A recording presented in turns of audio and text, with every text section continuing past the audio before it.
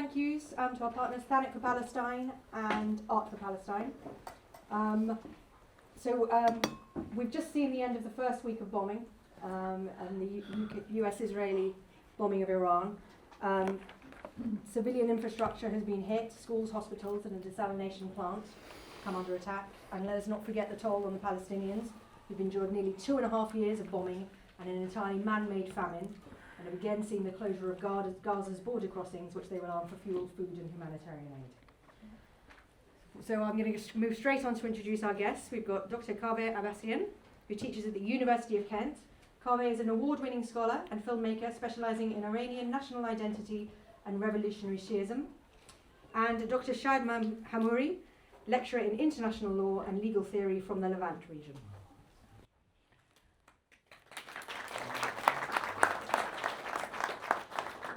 Thank you everyone for coming in here today. Again, at such a short notice. Also, I just wanted to add to Dr. Kaveh's resume. Dr. Kaveh is an exiled Iranian who arrived in England around 18 years. He was the leader of a student movement at the University of Tehran, where he was prosecuted along with his comrades and had to flee the country via Iraq, and after a very, very long journey has arrived here. Also Dr. Abbasian is a documentary filmmaker who specialized also in studying revolutionary Shi'ism. So we're very lucky in Canterbury to have actually one of the most important voices of Iranian diaspora.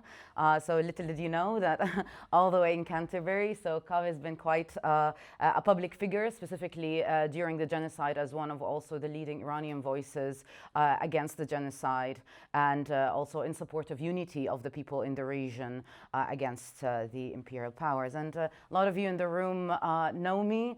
So I grew up in Jordan, of Palestinian descent, and I've been trying to do my best to figure out how we can respond to this. And as you can see, we're still trying. To start, so it's very clear that today we're at a historical crossroad. And perhaps this is the primary reason why we're hosting this. We are clearly seeing in front of us what could be called the last battle. A lot really depends on what happens with this. And it's really clear for us to understand, it's very important for us to understand the language with which we could describe this, how we can understand the dynamics that are happening on the ground, and really what's at stake. And what we're trying to say is what's at stake is not just the future of Iran, not just the future of the region, but rather also the geopolitical kind of framework or chessboard that we exist in now. And a lot of it depends on it. We really have to, first of all, recognize that I'm just going to set a little bit of the kind of where we are going to situate this talk from, the perspective from where we're going to do that.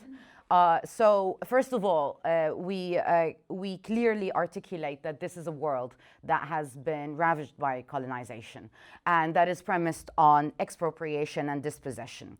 So the region as we know it today has really been shaped by colonial powers, and that has to be really put in space. Iran itself was really exploited to the core. The Levant, as we know it, was divided and put under a mandate, and that has meant that there was a lot of accumulated power and money in the hands of those who are the colonizers. And in what we call world systems theory, we articulate that as core periphery dynamics, in the sense that there is a core of all of those people, like elite as well as states, who have accumulated all of that power. As an international lawyer, I could tell you that they've accumulated enough power to tell us what international law is and what international law is not. They've accumulated power to control knowledge. They've accumulated power to control what are the rules of the game in the global financial system.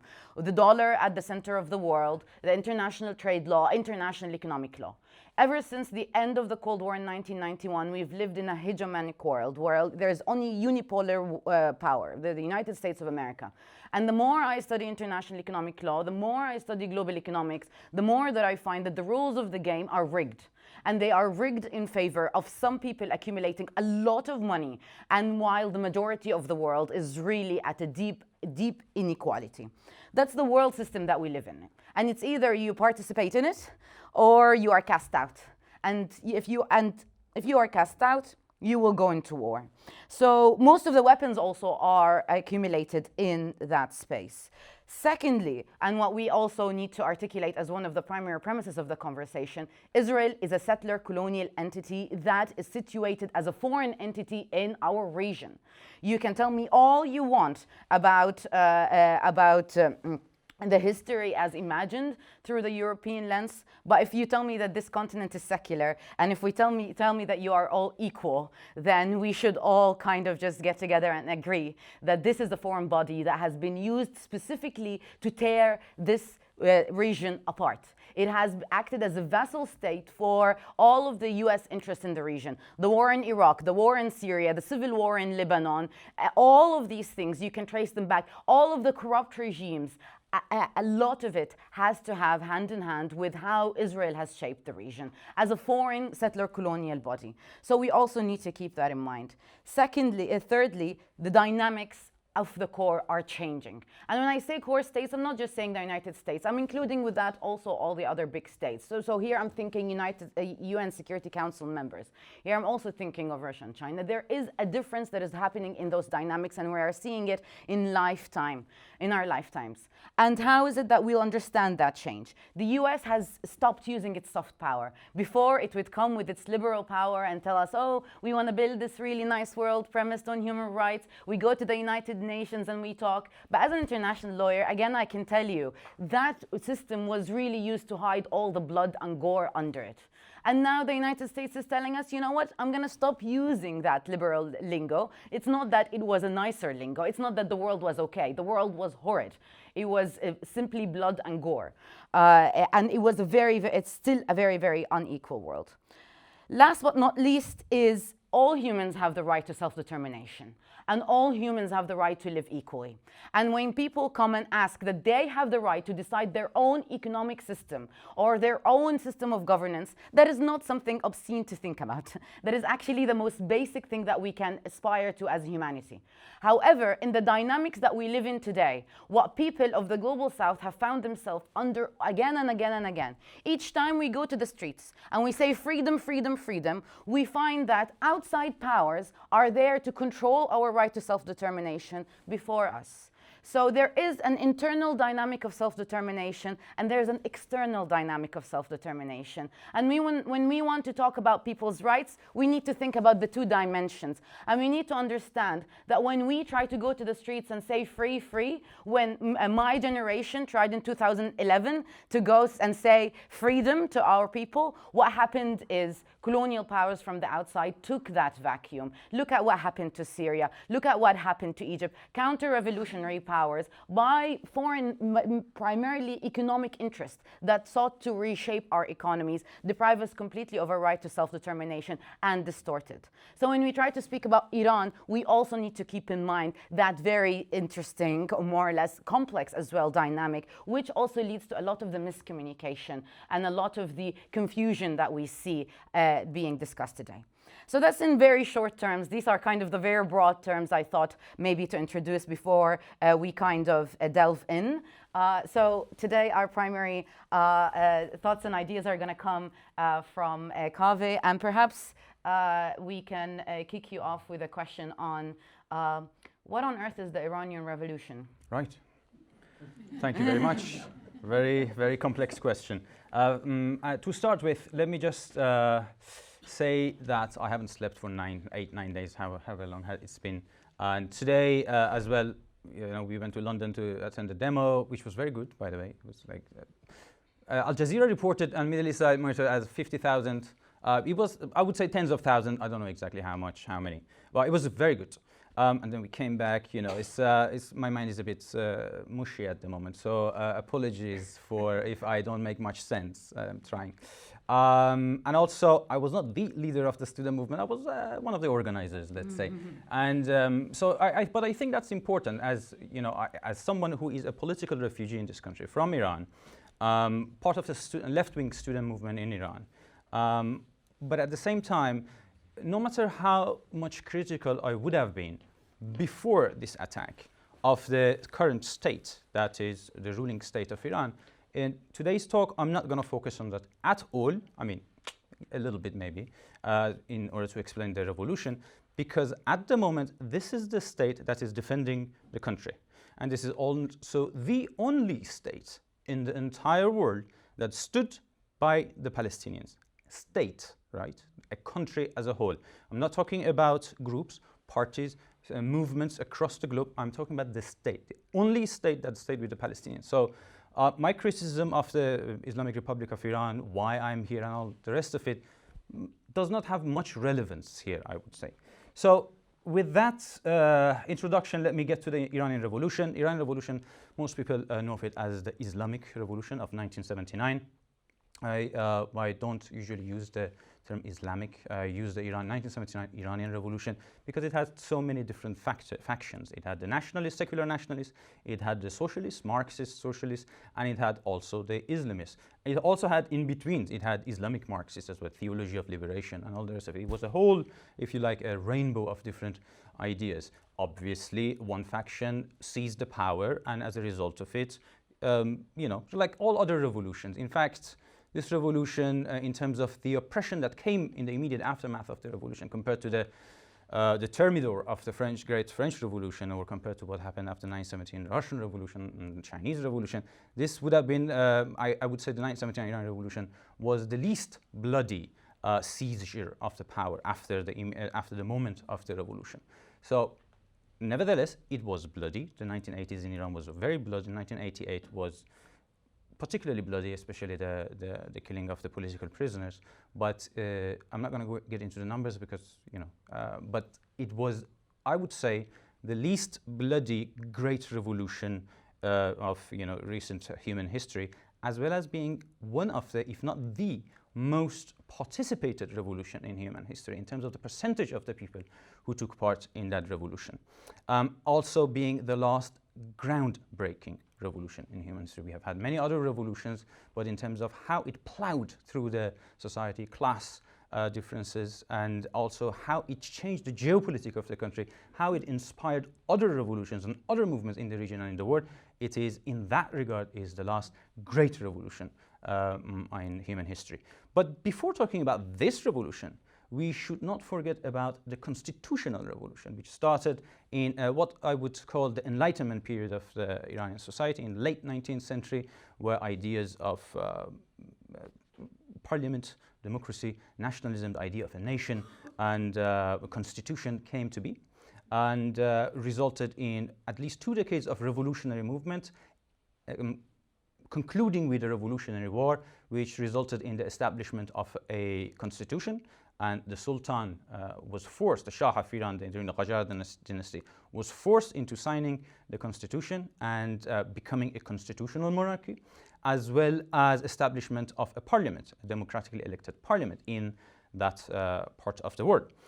This resulted in various factions. The socialists were involved, nationalists were involved, the clergy were involved, some elements of the clergy were involved, and all the rest of it. And then comes the role of the British in suppressing the socialist elements in the north, who had declared a Persian socialist republic, the first republic in that part of the world, and led by the Mirza Kuchak Khan, as well as bringing the black coup, which brought about the rule of Reza Shah, and the beginning of the Pahlavi dynasty, who then comes and basically implements some elements of the constitutional revolution, but oppresses most others, including the fact that he declares himself king while he was not supposed to become a king.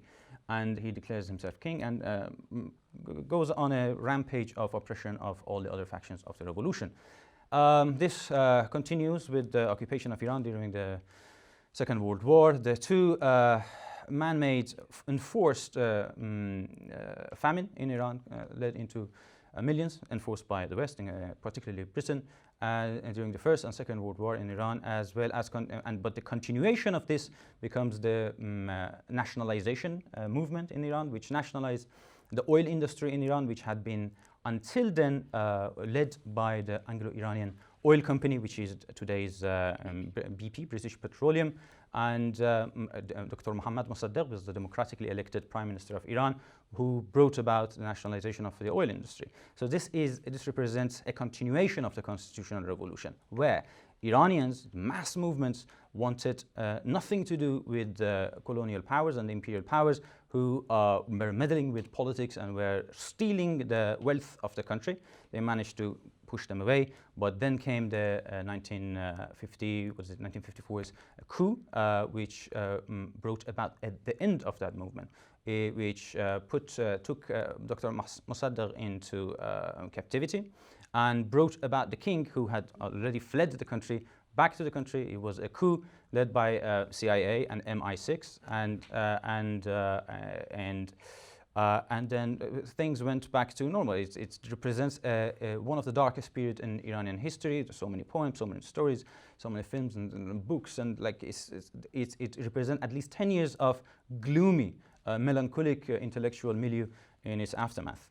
And then came the rebirth of social movements and the revolutionary movements in Iran, secular as well as socialist, and later on the coming of the Islamist faction led by mostly Khomeini, but as well as other intellectuals. So what happens here, so in order to explain what happened in 1979, is that the clergy, the Shia clergy, who had historically been a quietist version of Shi'ism, historically, for reasons that I'm not going to get into. It was a quietist, usually, version of Shi'ism, version of Islam, which considered we, the clergy, we people, in fact, do not have the divine right to rule, or because we are supposed to wait for the Mahdi, for the 12th Imam, for the Mahdi to come, and he is the only and the sole ruler. Until he does not come, this is the traditional Shia clergy, until he does not come, we will collaborate with the Sultan, we will collaborate with the Shah. But what happens in the late 60s and the 70s is a transformation of this. It's a radicalization and modernization and a revolutionization of 12th Shi'ism by some elements inside the Shia clergy and also some elements inside the intellectual. The most important element inside the clergy was Khomeini, Ayatollah Khomeini, Ruhollah Khomeini, and among the intellectuals, and also Ayatollah Mutahari, Murtaza Mutahari. Among the intellectuals were figures such as Ali Shariati, who said that Shi'ism based on a few things. One, waiting for the Mahdi, and another one, martyrdom, Imam Hussein, the third Imam of the Shi'is, who gave his life for the continuation of the cause and everything else. And usually, and historically, Shi'is consider these two things, the waiting, the concept of waiting, a passive concept of waiting. We just wait until he comes. Meanwhile, we collaborate, we accumulate wealth, we collaborate with the Shah, with the Sultan and whatnot. And in terms of the Hussein and the concept of martyrdom and the event of Ashura and Karbala, that battle that led to the martyrdom of Hussein and his family, they considered this something that took place in the past.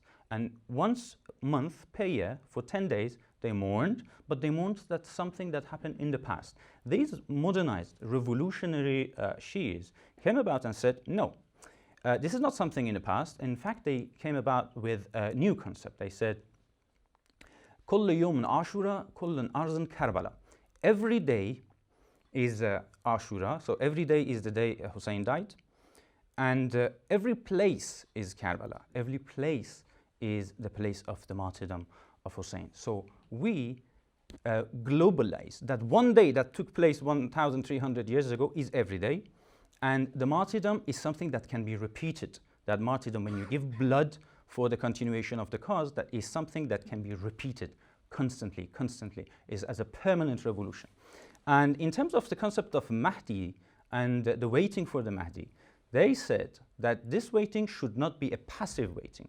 This waiting should be an active waiting in which we prepare the ground for the coming of Mahdi. So here we are witnessing a modernization of the concept, when in the past, we as historical subjects, humans, we did not have much agency, historical agency. These modern intellectuals and clergies brought about the subjectivity of the human historical subject. They said, no, you person, every one of you, you have a place in history in the ushering of the coming of the Mahdi. So you are an agent of historical change. So these two elements that change like this brought about mass movement of people of Iran, from the rulers and everything else, in understanding themselves as an agent of historical and revolutionary change.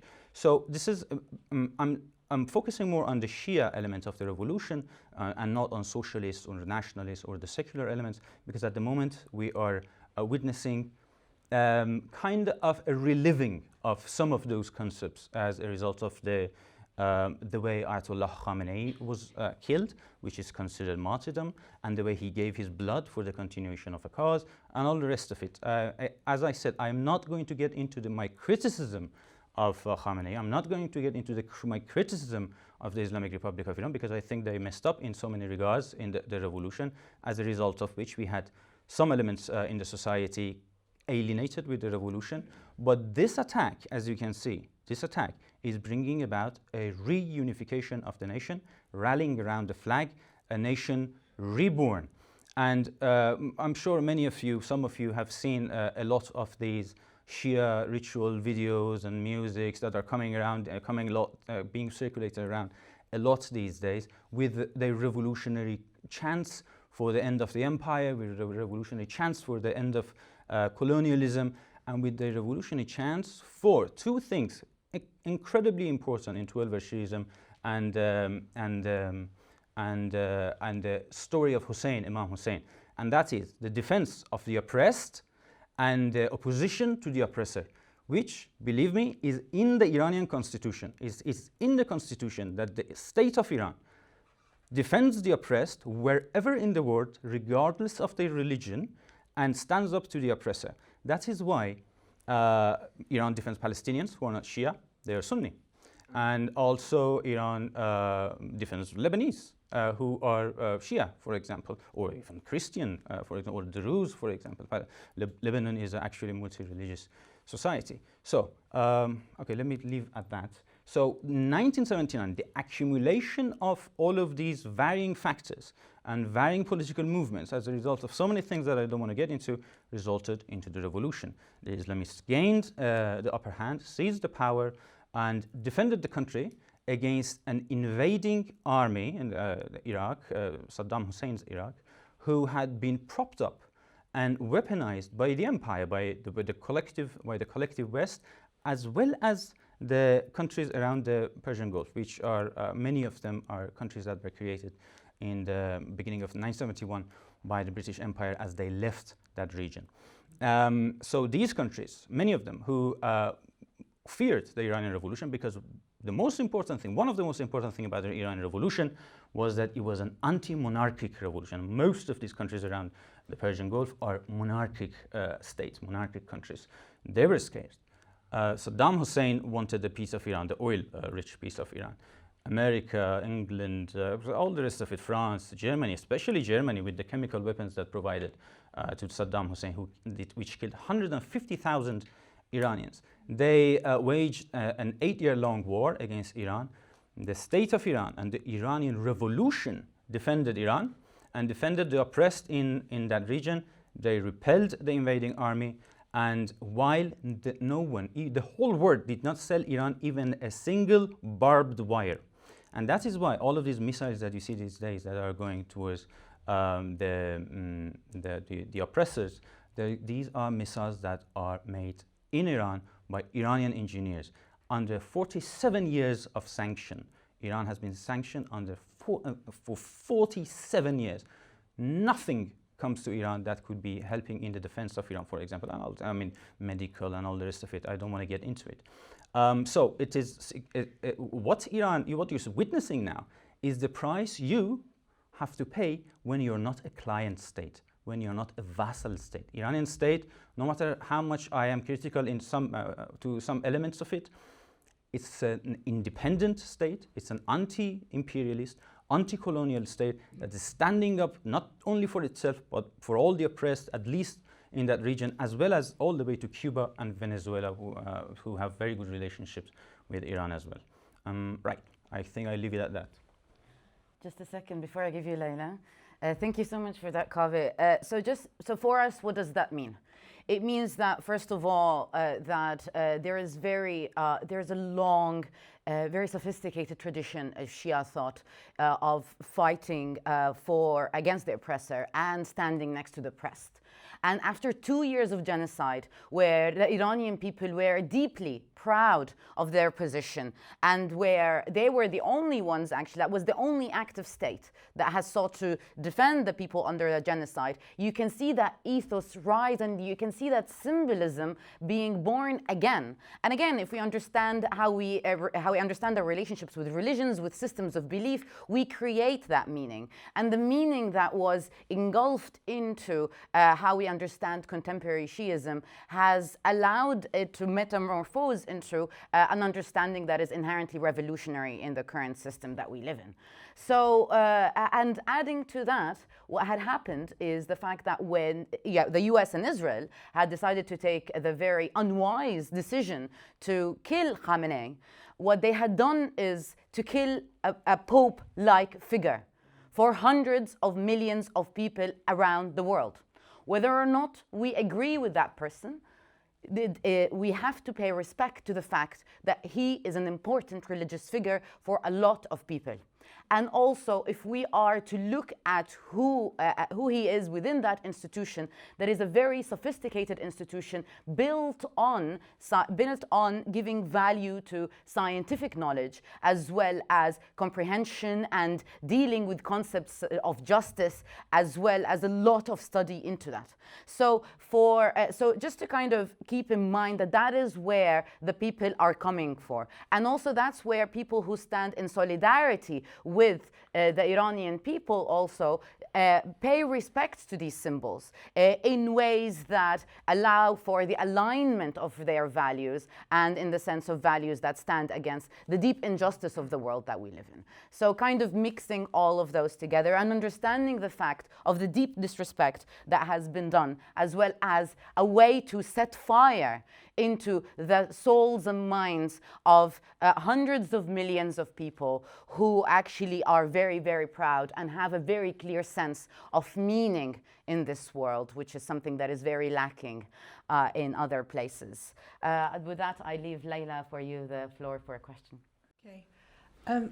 I think it would be really interesting to get a bit of a better idea of the protests earlier this year, and we obviously see them through the Western media lens, and the reasons behind those protests fit a certain kind of US, UK narrative on what's going on in Iran and what people are unhappy with. So it would be really nice to get a more balanced and realistic appraisal of how Iranians have been feeling and what's behind those protests. Mm-hmm. Very good. Thank you very much. I think someone has a question there. We do allocate at least half an hour at the end for questions, and we will definitely come back to you. So the protests, which is a good question, because the protests were the precursor and the project of manufacturing of consent for what we are seeing today. But they were real protests, at least the beginning of it were real protests. So this is where I can continue to talk about in which aspects the Islamic Republic, or at least some elements inside the Islamic Republic, messed up the dreams of the revolution. And that is, most importantly, in terms of the economy, because this is what these protests were about. But also, I can talk about the aspects of freedom as well, and some elements of Islamization as well. But that would take me too long. So the few most important dreams of the revolution: independence, standing up against the empire, and also anti-colonialism, but also freedom and equality. Freedom, I think a large part of the Iranian society realized quite early on that the freedom was not a thing that was going to be. But that's not specific to the Iranian revolution.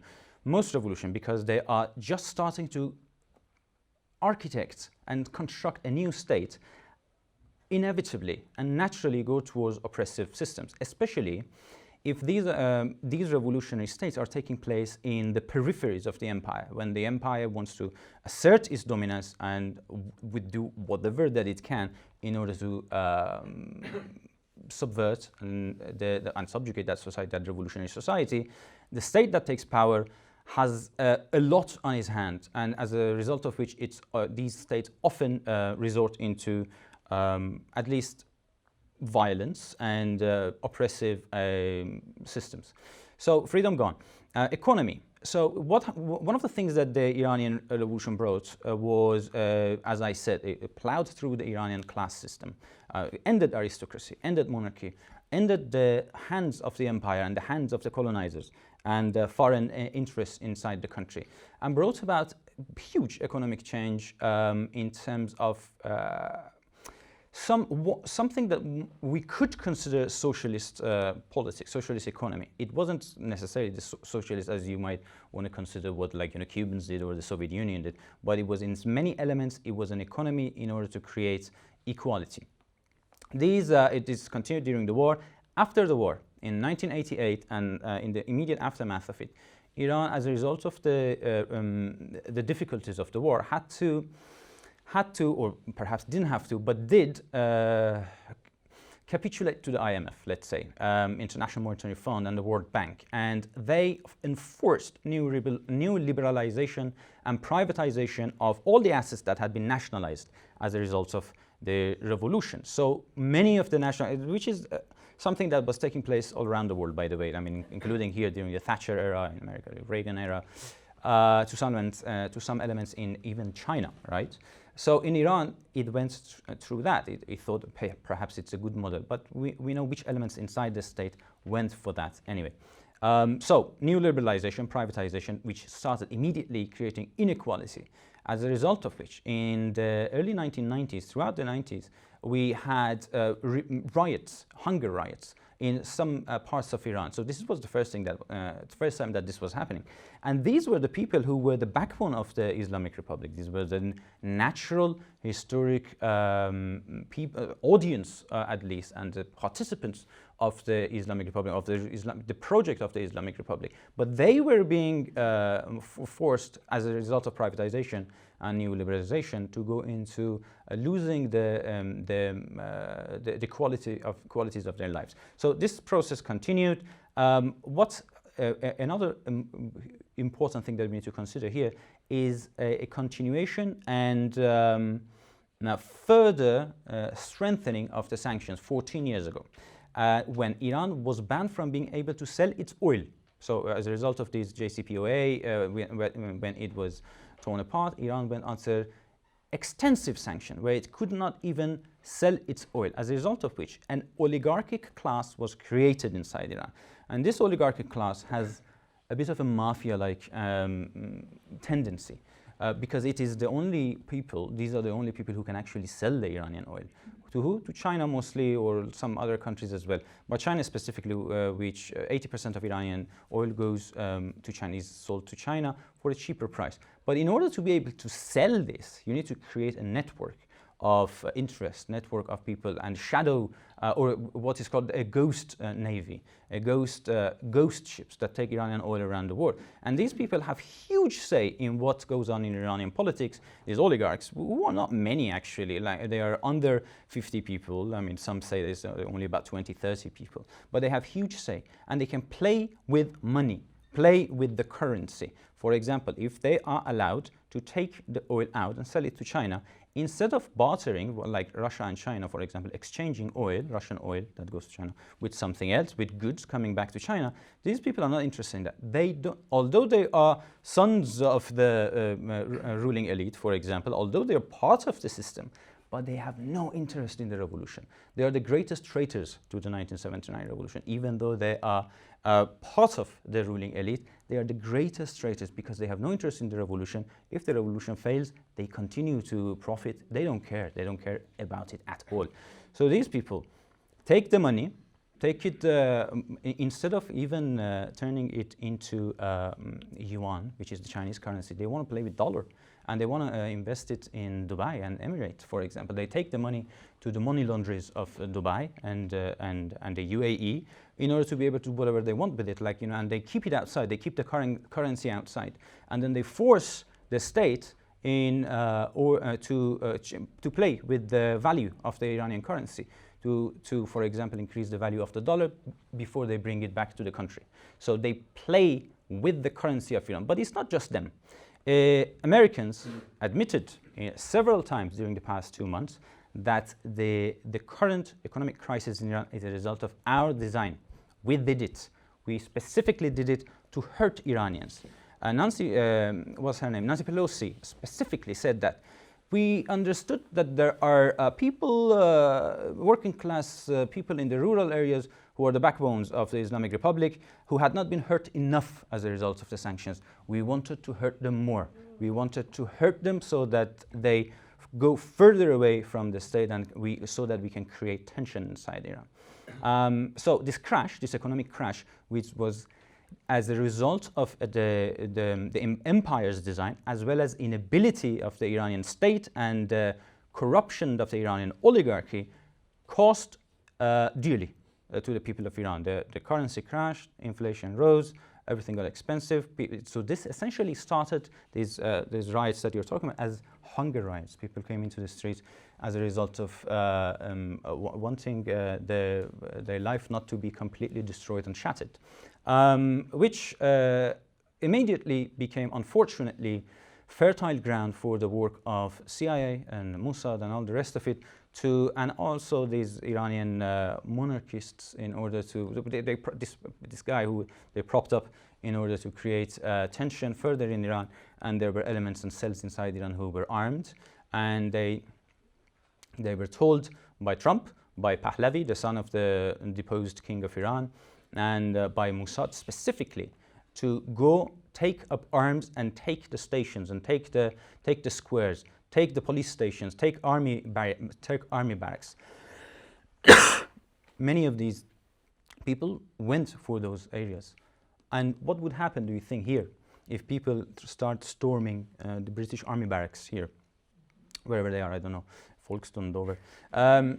If they attack the army barracks, they shoot them, they obviously shoot them, as you saw last week, when they killed Ayatollah Khamenei.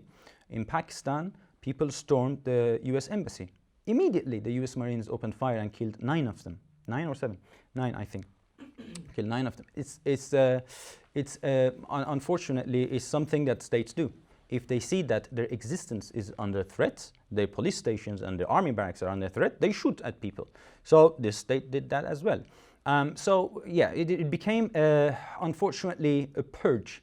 It became a killing field, the streets of many cities in Iran, between the protesters and the army. And from what we understand, not the army, sorry, the Revolutionary Guards and the militia, as well as the police. And then all the mosques, when they were attacked, the shrines were attacked, up to 300 mosques were burned, shrines were burned down, and then the militia, and as well as the police, as well as the IRGC started shooting as well.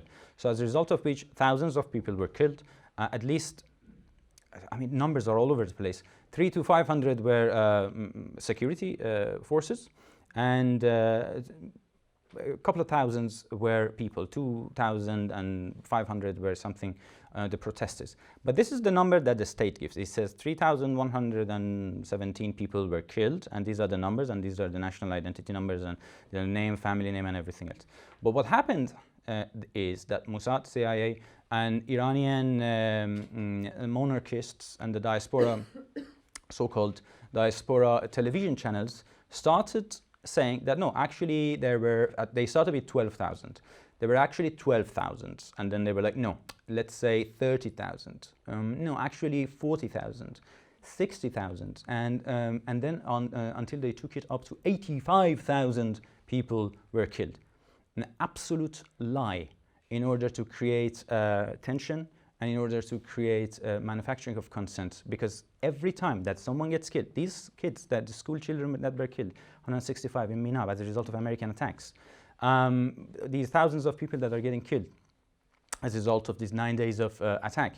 Every time we say that people are getting killed, the empire's mouthpieces and the monarchists, they say, why, it's the price we have to pay for the liberation of our country, but the state itself killed 85,000 people. So this is how they played with the numbers and with the minds of the people. This is what we call cognitive warfare. This is what we call media warfare. They created a situation in which everyone started hating each other, not believing each other, and thinking that 85,000 people were murdered in the streets. They have no names, no family names, nothing. There is no evidence. And every time you say, so give us the names of the people who were killed, and they are not in the list that the state revealed, They don't have it.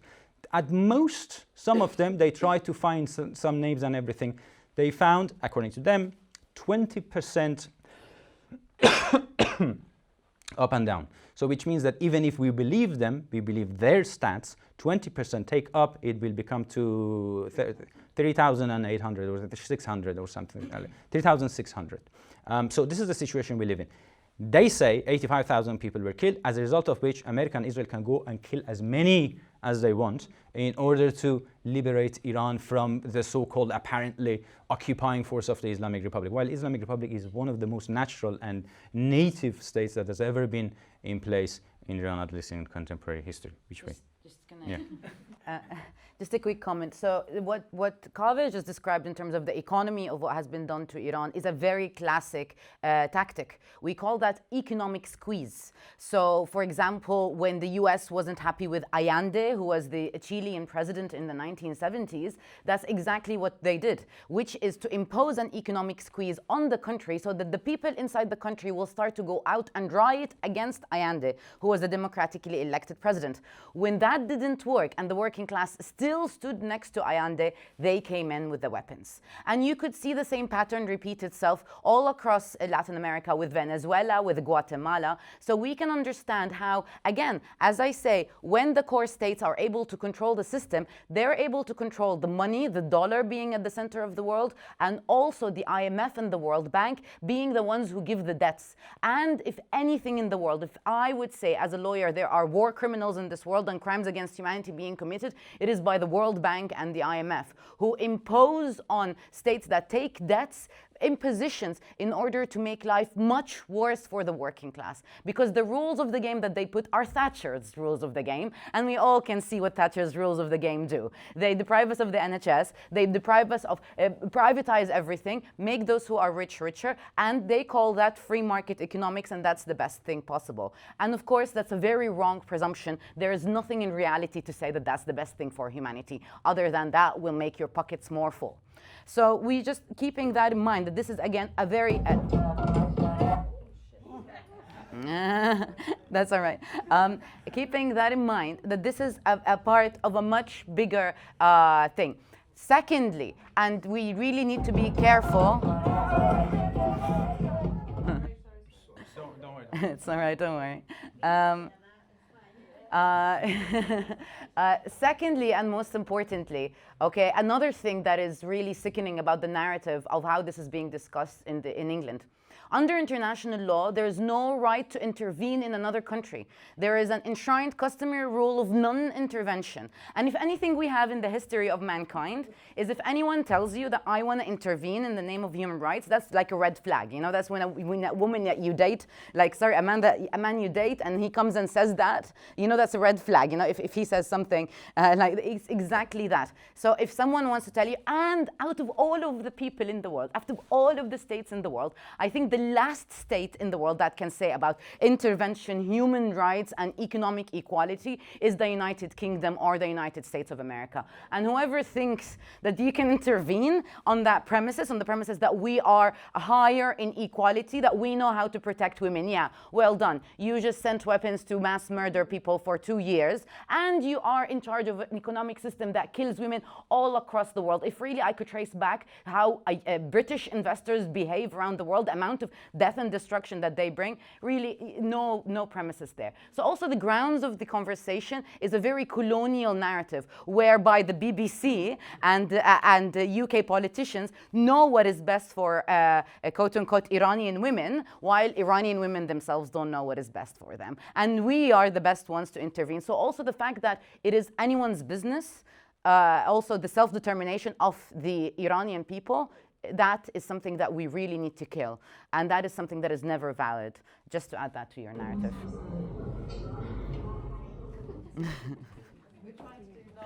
That's absolutely fine.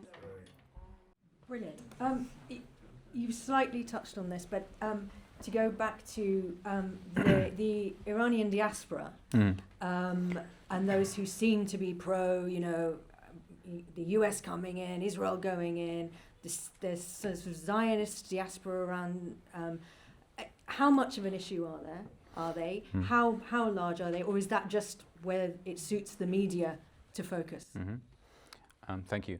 They were an issue until that morning when the attack started. They're no longer an issue. They're no longer even relevant. No one cares about them anymore. In neither America nor Israel, no one. They were like a rag that were used and they were then thrown away. We told them that you were being used. We told all of them that you have no chance. Who do you think you are? Pahlavi, this guy who never had any chance. I mean, even his father, even the ministers of his father wrote in their diary, this guy is an idiot. This king, the Muhammad Reza Shah of Iran, divorced 2 wives to get a 3rd wife so that she can give him a son. And then he ended up with 1 son who ended up being a complete imbecile. Even there are many videos of him, like as a younger man who is around the Shah, and the Shah is like, oh God, what am I doing? Who is this guy? And then he ended up becoming we call him the boy king now, boy wannabe king. And yeah, he's just was used. He thought that we say in Persian, there's something in Persian we say you smell, you think you're smelling kebab, but it's not kebab. They're actually branding donkeys, you know. So he thought this was a kebab, the smell of kebab of becoming a Shah, but in reality, this was the smell of donkeys getting burnt, branded, unfortunately, poor donkeys. So he was used by the Mossad and the CIA in order to rally some elements inside Iran and inside Diaspora to create tension in order to create consent, manufacturing consent, as is often said. Well, I'm told not to use manufacturing consent too much because Noam Chomsky ended up being in the Epstein files. but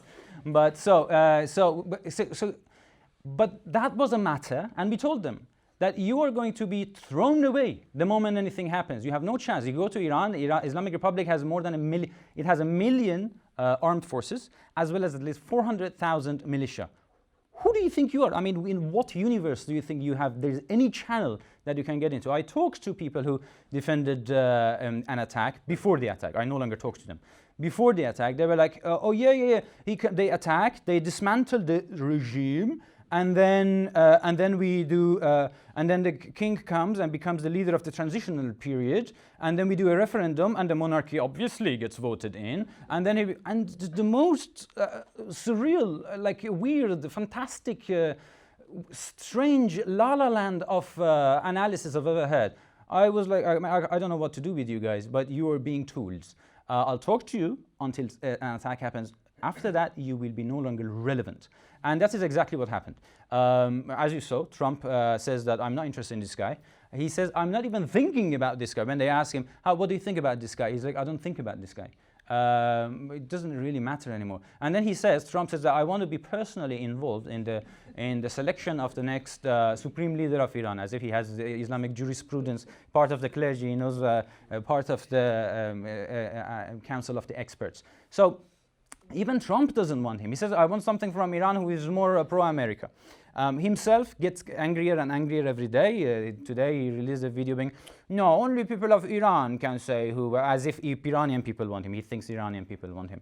And it ended up being a joke now. As we saw in London today, we were tens of thousands of protesters in defense of Iran against the empire. And the monarchy's counter protest was, how many? 6? 7? Yeah, like something like that. And only 1 or 2 of them were Iranian. The rest were probably Israelis or something like that. So they're no longer relevant. They no longer matter. Now we are defending the homeland as well as defending the oppressed in that region. And we are, as far as I can see, successfully decolonizing West Asia.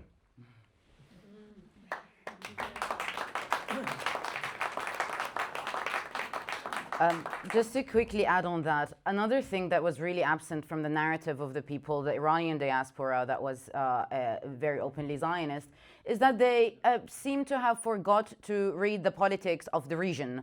They seem to have clicked off the news and not watched the news for the past 25 years.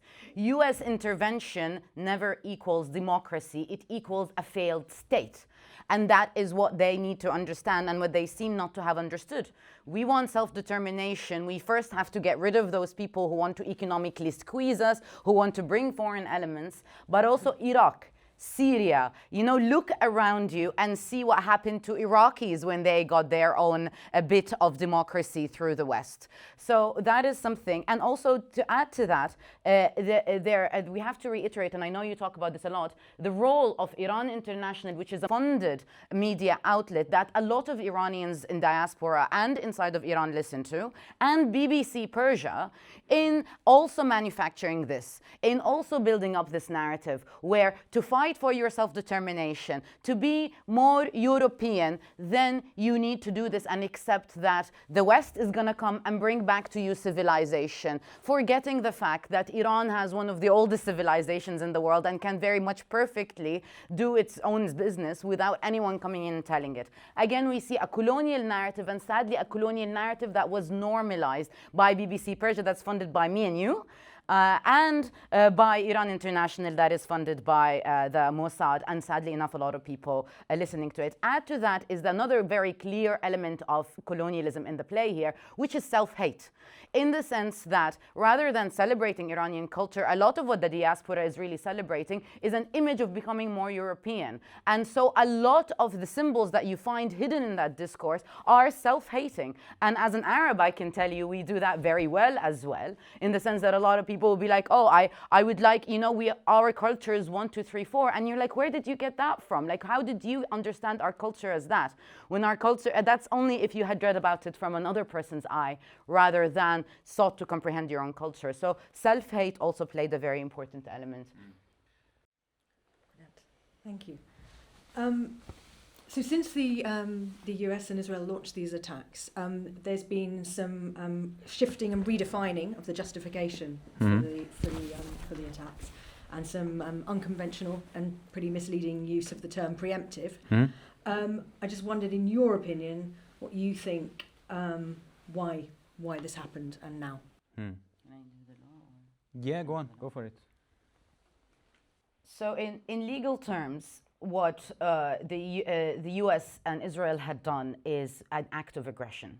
And an act of aggression, and that is the consensus of the international legal community. There's no black and white about this. It's at least in that. We usually give you a lot of black and white, but when it comes to that, if you come to a sovereign state and kill its leader, as well as mass bomb that country in one night, that is an act of aggression. Under the United Nations Charter, you are not allowed to attack another country unless you are provoked.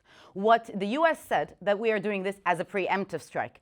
Let's just be clear. There's nothing called preemptive strike before 2003, and they created that specifically for Iraq. That's like a perfectly tailored thing that only American international lawyers would speak of. And after 2 years of genocide, you'll have to excuse me, but I lack so much respect. I will not engage with those as actual real scholars. These are people who are using their expertise, who are using the law in the name of coercion and in the name of normalizing something else. Adding to that, there is nothing to preempt, because Iran was not planning to attack you. If you actually study Iran's policy for the past 20 years, every time Israel said we want to attack you, every time Netanyahu was obsessively going over and over again and saying Iran's going to attack, Iran said, we are not going to attack. We are not going to attack. And they have systematically said that they are not going to attack. And there's zero evidence to provide that.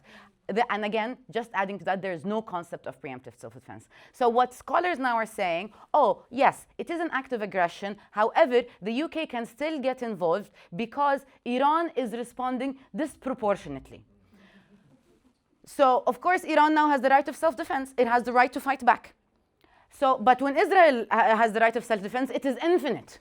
You know, if they attack hospitals, it's infinite. Of course, it's Israel. They're blonde. But if Iran has the right of self-defense, we suddenly, and that I promise you, that's the most prestigious international law journals you could ever think of. That's how colonized is the international legal sphere. And as an expert in the field, I can tell you that that's absolutely has no grounds. So they claim that this is a disproportionate response, giving no evidence, not whatsoever, and saying that Iran is attacking places in the Gulf that haven't been used to propel an attack against them. Nothing in international law says that I get to shoot down only the airplane that shoots at me. And that specifically we can see in relation to the US. The US just shot down, what's it called, a ship for Iran right outside of Sri Lanka. The ship was going for a parade. The people inside of it were not armed. There was over 80 young men who were there for a parade. And the interviews with them a few days ago from India are heartbreaking. They were really proud, they're marching around, and you kill an unarmed, and under international that's illegal because it was hors de combat. It was not engaging in combat with you. But yet you find justification for that. So when England comes and says that we are engaging in defensive acts towards our own self, know that that is completely biased legal advice. Whoever, it's the same people who were thinking about the genocide for 2 years of whether or not this is a genocide. It's exactly the same legal advisors who are telling it. It's in black and white. This is a complete act of aggression. And the question of whether or not attacking a Cyprus military bases is also an act of aggression against the UK. First of all, no, that's not UK sovereign territory, first of all. And second of all, what the hell do you have to do with having military bases everywhere? That should be another red flag. Why are you all the way up in the north of the continent? Why do you have a military base there and come and tell me that now I'm going to bring all of my huge submarines, all of my most advanced military to defend something that is outside of my territory and not harming my citizens, but then get my citizens into trouble by bringing up the prices, by driving the working class into more trouble. So the idea, the mere idea that this was something lawful, no. This was a man with a very fragile ego coming in and telling you that I want to assert my dominance over the whole region, and there is this one guy who is not listening to me, and he has to come under my boot or I will bomb the hell out of him. It is a bully narrative. It is completely international peace and security equals the status quo equals me stay in power. It doesn't equal anything else, and that has been studied extensively. Just to add, to continue answering to your question, why they're behaving in this manner, changing their narrative, because they messed up. They thought that they would win this in a weekend. They started on Friday. They thought by Monday, when the stock exchange will open, it will be done. The regime change will take place, but no, they messed up. They didn't know that how Iranian defense was actually designed, which is a very new system of defense. It's a mosaic, we call it, a mosaic system of defense.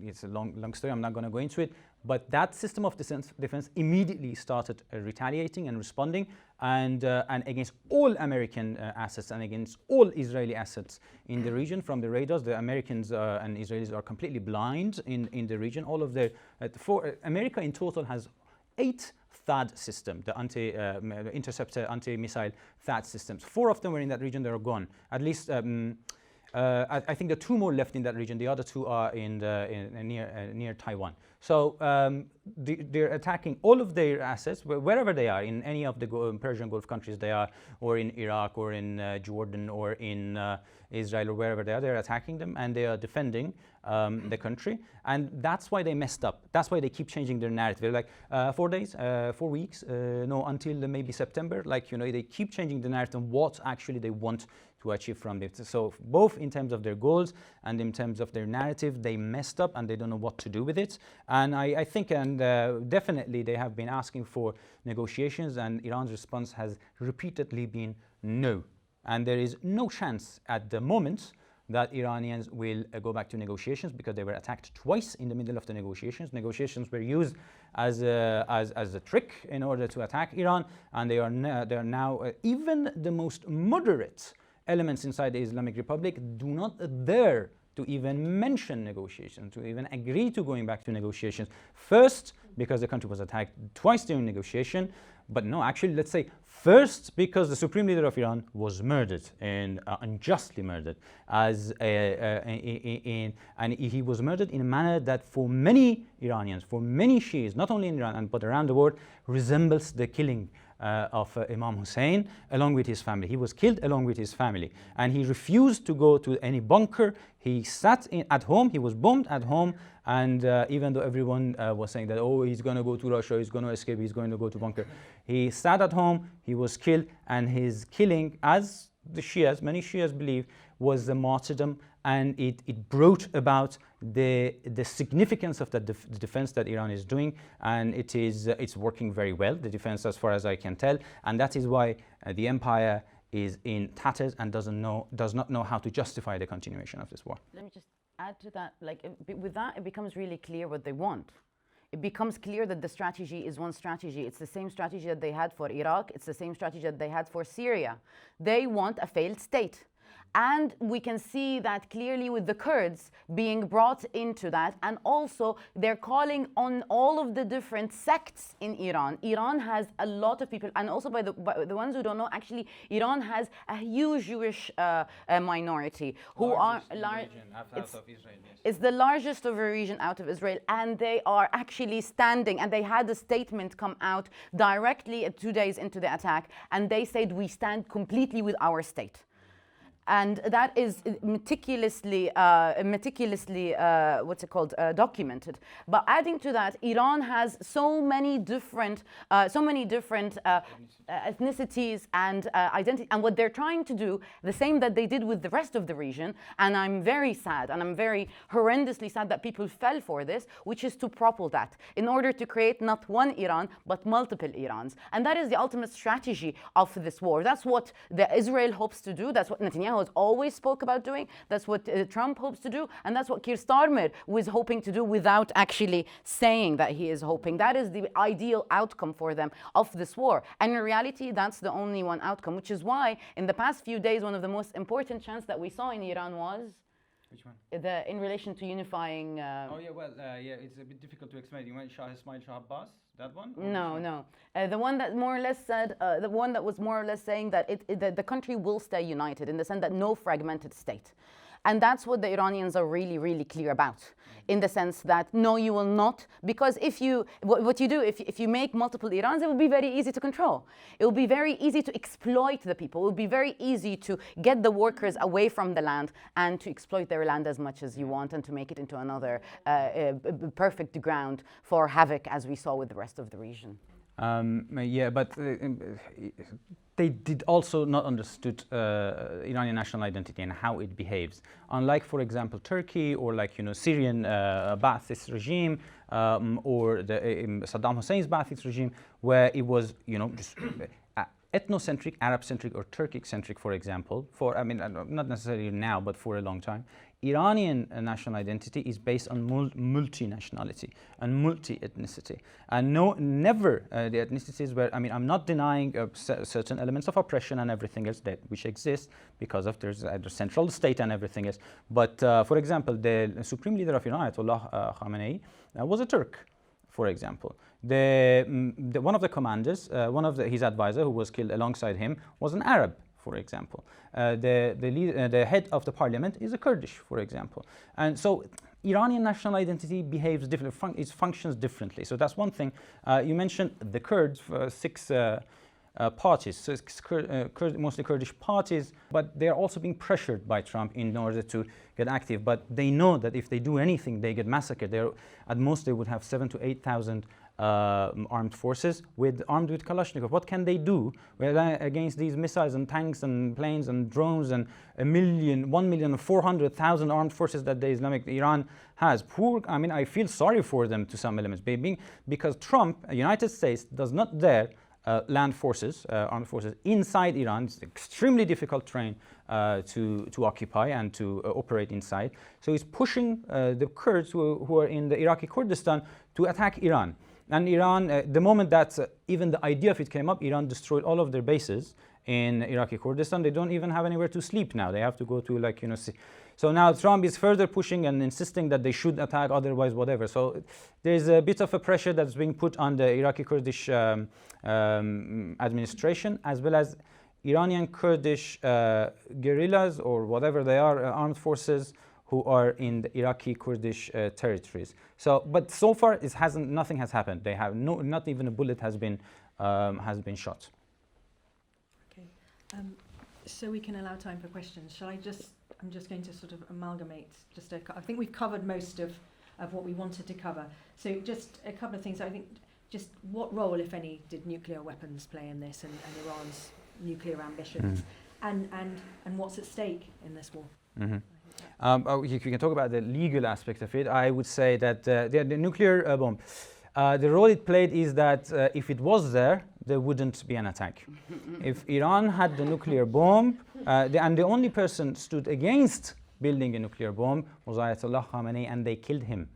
He was a moderate supreme leader. Even, the Iranian missiles, they were allowed by him to only reach 2,000 kilometers. He said, do not go beyond 2,000 kilometers. But there are radical elements inside the IRGC and inside the military. They were like, no, we want to go further. He said, no, you're not allowed. The only person who stood between Iranian missiles going all the way to 5,000, 6,000 kilometers was Ayatollah Khamenei. And the only one who declared a fatwa against nuclear bomb was Ayatollah Khamenei. Now he is gone. And God knows who the next supreme leader is going to be if he reverses the fatwa. He's dead. I mean, the fatwa is gone now by him. If the next supreme leader comes along and says that there's no longer that fatwa, they will build a bomb. They have the enriched uranium. They can build a bomb. So what are you going to do then, Mr. Trump and Mr. Netanyahu? And they have the capabilities of building a bomb. It was Ayatollah Khamenei who said, do not build the bomb and do not make your missiles go further than 2,000, enough for our defense. So that's one thing. I am for nuclear disarmament completely. I am against nuclear arms, but the only entity in that region who has nuclear bombs is Israel, is the Zionist regime. They call the Zionist regime the temporary regime in Iran. And so in that situation, of course, look at North Korea. Until it built the bomb, it was constantly being attacked and sanctioned and threatened and all the rest of it. And then they made the bomb, and they were like, everyone is like, fine, yeah, you do you. I don't care. You can whatever you want to do. So yeah, this is the situation we are in. Again, this is bully politics in the sense that we get to have a nuclear bomb. Trump can have because the Americans are the ones to trust with nuclear bombs. Absolutely, like. And perhaps here the problem is in the Second World War, we held the Nuremberg trials for the Nazi regime, but we never held it for Oppenheimer and those who created the nuclear bomb. Those who bombed and killed 200,000 people in Japan. There was never accountability for that, and perhaps we are still paying the price. After the Second World War, those who won came and said, we are the masters of the world. And that's the post-World War II order. There is an amount of international law books about this that I can't even count. So in the post-World War II order, we get to have the weapons. The UK, the US, France, Israel get to have the nuclear weapons, but you, riffraff, don't get to have the nuclear weapons. So that logic is by itself a cuckoo logic, but also the whole nuclear weapons thing is a fig leaf. It's just a way so that we could show that there is a problem with Iran. It's actually hiding the fact that the main problem that we have with Iran is just that it's not listening to us. We're trying to bully the hell out of it, but it's not listening to us. So we just use this idea in order to it. And also the main reason why Iran would ever want to develop nuclear weapons is exactly as Kaveh said, as a deterrent, so that people would stop messing with its business.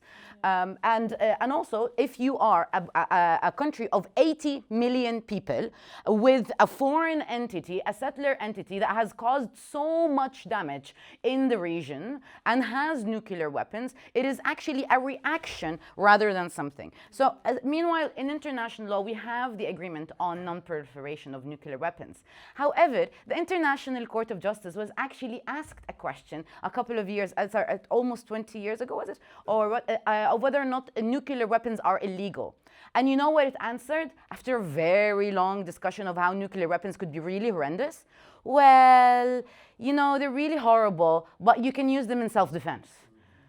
So, so that they didn't say some people can have it and other people cannot have it. They said that in principle, if we have them in the world, then that it shouldn't be that just some people have it. So actually under international law, there's nothing that says Iran cannot have nuclear weapons. But again, as we said, we're all for non-proliferation. And it's not I think, again, when you see someone talk about nuclear weapons, know that it's a way to divert the conversation away from the real problem. And that is not the reason. And I want to answer your second part, and I'm aware we ran over time. Sorry about that. Again, as you can see, we have so much to cover. What's at stake?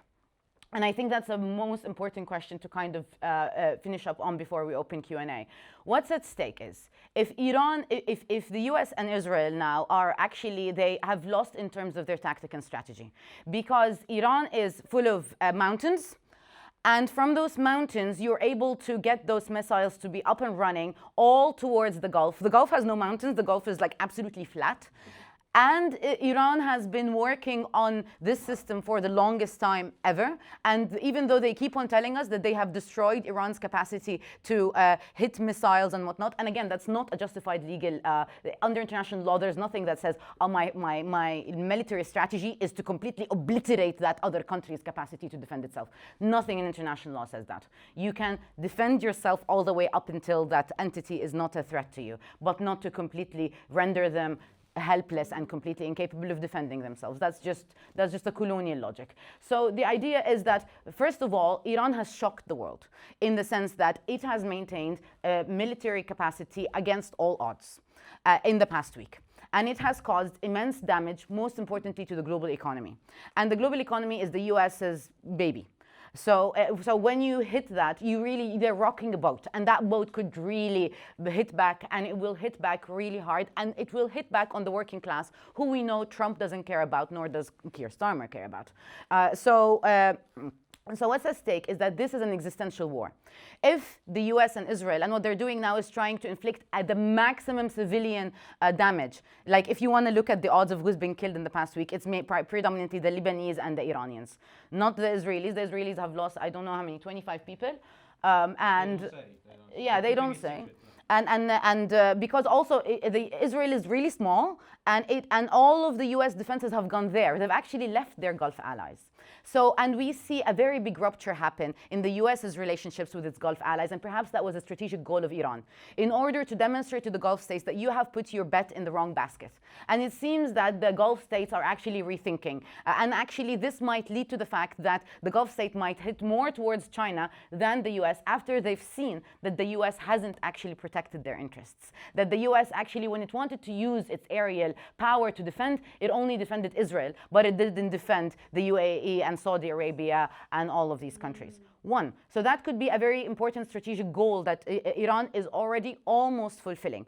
Secondly, it has demonstrated that just because you have the most advanced weapons in the world, that doesn't mean that you could completely obliterate me. They've hidden the mountains, and they've done it well, and they decentralized command so that they were able to inflict damage quite fast. So this is not, for the first time, let's say, in our life, I wouldn't say in my lifetime, that we see a war that is not dominating completely, that whereby the two parts, we don't know where it's going.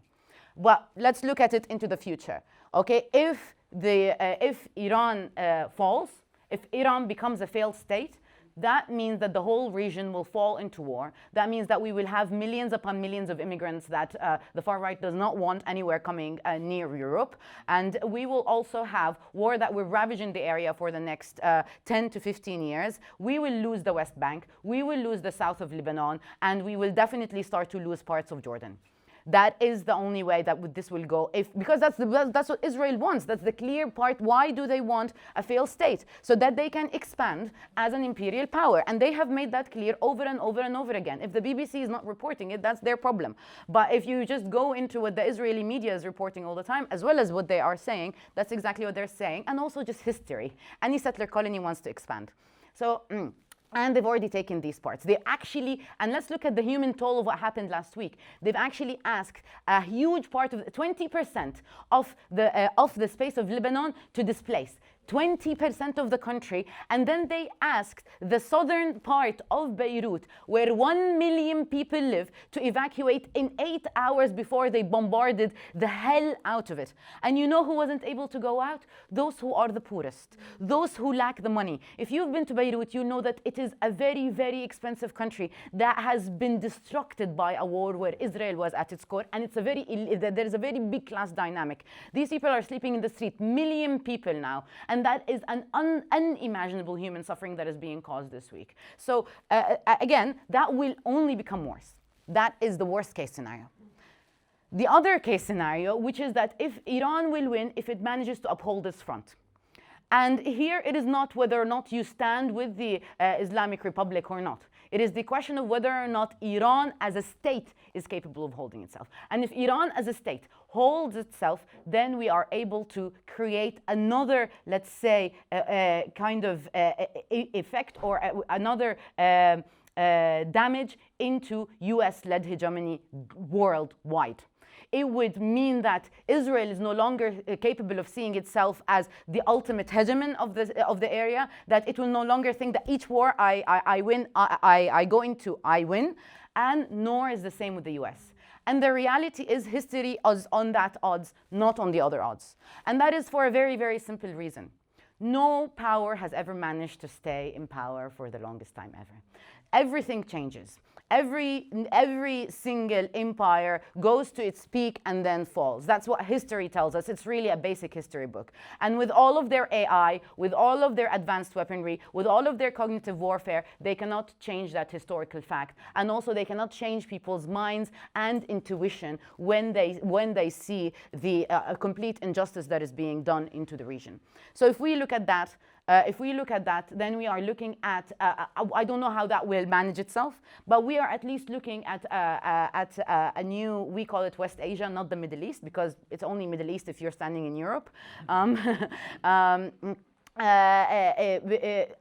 West Asia that whereby there is a higher probability that people would be able to decide their own future. That's what we are working towards, and that's the outcome of the war that we are hoping to see. Again, and that is something that will flourish for everyone in the region. And sadly enough, the region has been fragmented, but that is what's at stake. And what's at stake goes much broader than West Asia. It really, we are calling this the last battle. We're calling this really, this is this has been brewing for the past 80 years, ever since 1948. And if this falls, then we will be really doomed. This will really look very bad. But then let's hope that we don't reach the worst case scenario. Do you want to comment on that? Sorry. Not just hope, but organize. We will organize a front, a united front against the empire and against the colonizers. Thank you very much.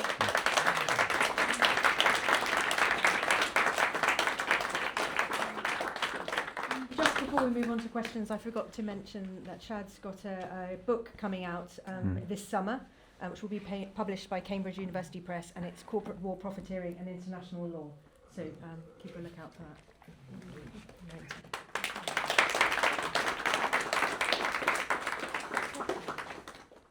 I just wanted to ask about the coming of the Mahdi and what that means in terms of Shia Islam, and also ask in relation to Sidi Ali, Master Ali, obviously a key component of Shi'ism. Imam Ali? Imam Ali. Mm-hmm. All right, thank you. Well, I can speak about that for a very long time. But the Mahdi, so the difference between the Mahdi exists in all Islam, like in Sunni, Shia, like all sects or some aspects of Islam. But in Shi'ism, it's probably the most prominent. In Sunni Islam, I think it's more about the Mahdi is a figure that will come in future. In Shia Islam, the Mahdi is the continuation of the lineage of the Prophet Muhammad after Ali. Ali is the first. Ali was his cousin, and who then marries his daughter, and then becomes Ahlul Bayt. And then he's from his lineage. Mahdi is the 12th Imam. So Ali is the first Imam. Mahdi is the 12th Imam. But what happens with the Mahdi all those many years ago is that the Mahdi goes into occultation. So he is absent from the eyes. He exists, but he's absent from the eyes. But he will re-emerge. So while in, for example, Sunni Islam, Mahdi will come in the future. In Shia Islam, Mahdi will re-emerge. But when we talk about these things, it's also important to take into account that this concept, the concept of a savior, a final savior, existed in that region for a very long time. It's not just in Christianity, it's also existed in all, yeah, absolutely, and also even in Zoroastrianism, before pre-Islamic, pre-Judaism, this figure existed. In Zoroastrianism, which is the ancient religion of Iran, it's called Soshant, this figure who would come in the future and bring about justice and peace. And so in Shia version of this figure, the Mahdi will bring the final revolution, who will bring equality and justice and freedom and all the rest of it. So, but as I was saying, for a very long time, this figure, you wait for it until this figure comes. It's the only divine ruler that has the divine right to rule over the humanity. And as a result of which, we are not supposed to touch politics. So for a very long time, 12-er Shi'ism was the quietist, non-political version of Shi'ism. But this version was transformed as a result of the modern thoughts, modern revolutionary thoughts in late 60s and during the 1970s, where this figure actually became a battle cry, a rallying cry, rallying cause for creating the grounds, creating the revolutionary grounds for the coming of the Mahdi. And that's how, you know, the human subjectivity came into existence, into relevance here. And how would the Mahdi have any connection with Muhammad? He would have been his descendant, like 12th line. Do you mean genetic descent? Yes. Spiritual descent? Genetic. I mean, as well as spiritual. This is a long conversation we can have, because this is also a continuation in, like, you know, in Shi'ism, Shi'i Islam. A lot of this, the 12-er Shi'i Islam, a lot of its jurisprudence and clerical, you know, concepts came from Iran. When Islam entered Iran, not that it's only in Iran, it's all other parts of the world as well. But when it entered Iran, a lot of pre-existing concepts of the divine right, for example, that existed in Iran. For example, we call that far in pre-Islamic Iranian mythology, eschatology, and also Zoroastrianism. Far is a divine charisma that is given to a person who has who should rule, basically. And this concept was transformed as a result of 12-er Shi'ism into the concept that why would it be the case that God, Allah, the divinity, would open itself to us via the prophet and then suddenly close itself to us? They didn't like that. They didn't agree with that. They were like, okay, this connection to divinity should somehow continue.